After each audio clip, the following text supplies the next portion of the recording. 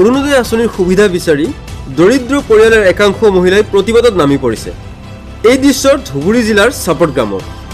শেহতীয়াকৈ হৈ যোৱা অৰুণোদয় জৰীপৰ সময়ত জৰীপ কৰিবলৈ অহা লোকসকলে একেটা ঠাইতে বহি জৰীপ কৰাৰ ফলত বহুতো দৰিদ্ৰ পৰিয়ালৰ মহিলাৰ নামো বহিৰ্ভূত হোৱাৰ গভীৰ অভিযোগ আনিছে চাপটগ্ৰাম ১ নম্বৰ ৱাৰ্ডৰ মহিলাসকলে। ইপিনে দুখীয়া মানুহখিনিৰ নাম অন্তৰ্ভুক্তি হোৱাৰ পৰিৱৰ্তে ধনী মানুহখিনিৰ নাম অৰুণোদয় আঁচনিৰ নামত অন্তৰ্ভুক্ত হৈছে বুলি গুৰুতৰ অভিযোগ উত্থাপন কৰিছে ১ নম্বৰ ৱাৰ্ডৰ মহিলাসকলে। আমাৰ চৰকাৰৰ ওচৰত এটাই অনুৰোধ যে আমাৰ অনুৰাধৰ টকাটো কিছুমানে পাইছে, কিছুমানে পাই নাই।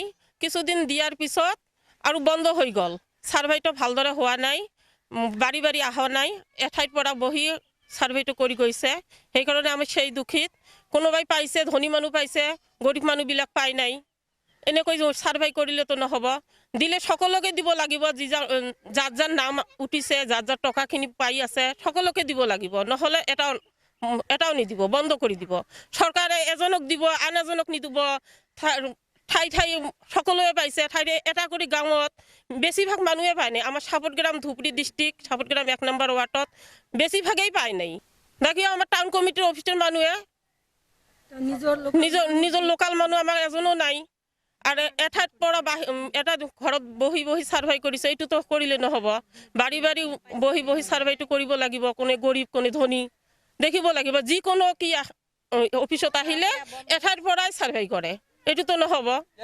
যদি ফেচবুকত চাই আছে পেজটো ফলো কৰক, যদি ইউটিউবত চাই আছে তেনেহ'লে ছাবস্ক্ৰাইব কৰক। চাই থাকক মেডিক্স ইণ্ডিয়া। ধন্যবাদ।